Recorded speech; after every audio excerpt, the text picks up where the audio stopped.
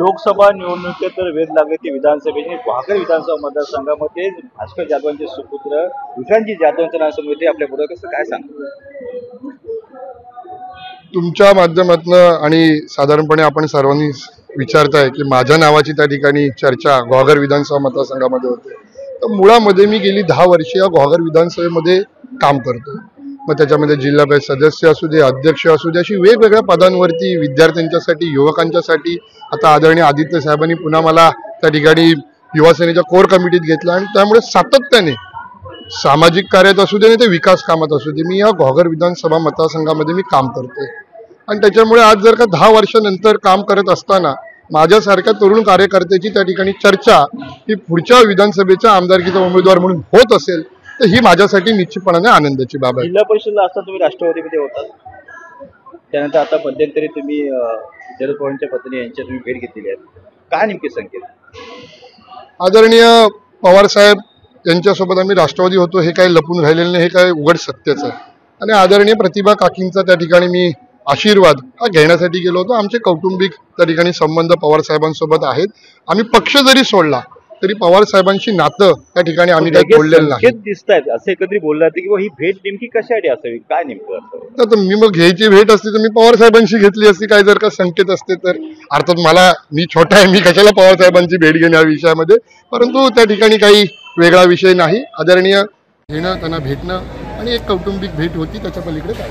आज सेफ मतदारसंघ म्हणून पाहिला जातो आणि आणि आणि आणि आणि मी अजून मला वाटतं एवढा मोठा झालेलो नाही की मी काहीतरी निर्णय घ्यावेत। माझे वडील अजून त्याच्यासाठी समर्थ आहेत, परंतु ते भेटले का नाही। आणि ते जरी भेटत असले तरी आज महाविकास आघाडीमध्ये पण एवढं पण लक्षात ठेवा। एकंदरीत आपण जर पाहिलं तर कालचे काही आरोप केलेले आहेत, आपण एका युट्यूब चॅनलच्या माध्यमातून पाहिले, कोणावरती केले आरोप?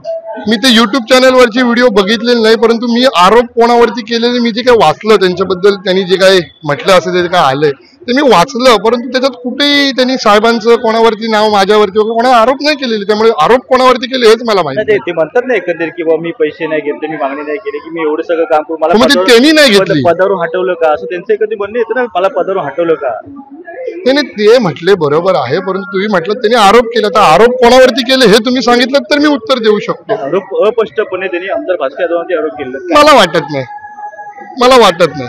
शेवटी ते एक तालुका प्रमुख आहेत, आमदार भास्कर जाधव साहेब एक शिवसेना नेते आहेत, ते एवढ्यापर्यंत साहेबांवरती आरोप करते असं मला पर्सनली वाटत नाही। केले असतील तर बघू। एक सेफ मतदारसंघ वाटेल लोकांच्या मनामध्ये, कार्यकर्ते मनामध्ये की विक्रांतजी जाधव त्या ठिकाणी उभे राहिले, आणि तुमच्या मनात नेमकं काय?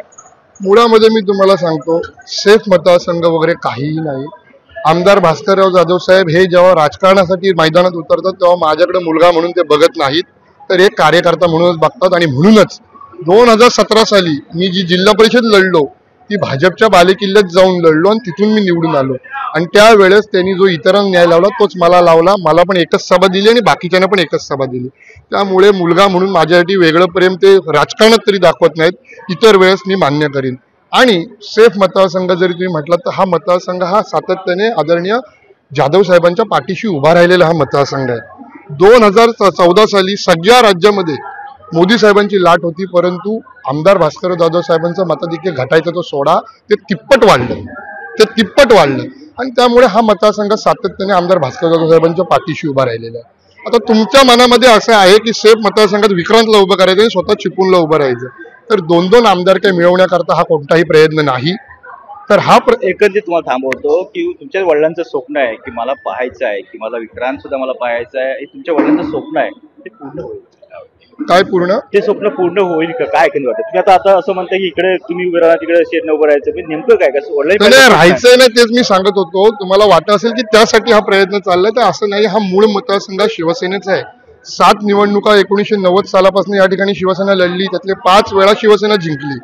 आता शेखर सर त्या ठिकाणी महायुतीमध्ये अजितदादांसोबत गेल्यामुळे हा मतदारसंघ मोकळा झाला आणि म्हणून इथं मेहनत करून, इथं मशागत करून हा मतदारसंघ पण ताब्यात पक्षाच्या घेऊया, पर्यायाने महाविकास आघाडी आणि शिवसेनेच्या ताब्यात घेऊया आणि तो मतदारसंघ शिवसेनेचा आहेच।